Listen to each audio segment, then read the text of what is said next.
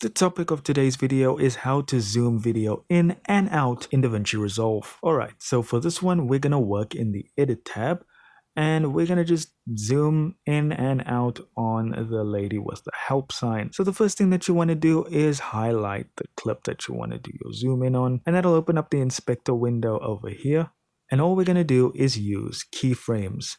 So go to the start of the video and click on the diamond next to the zoom option, and that's going to be your starting point. So set your zoom to wherever you want to start at. So we're not going to put any zoom in the beginning. Then we're going to move over a few clips, however much you want to.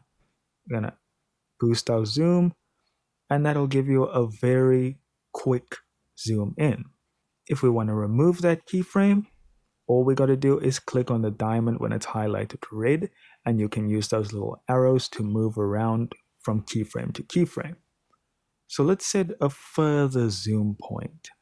Make this more interesting. Give it that The Office feel. And let's add a zoom out. And there you go. That's how you do it. Do consider liking and subscribing, and I'll catch you in the next video.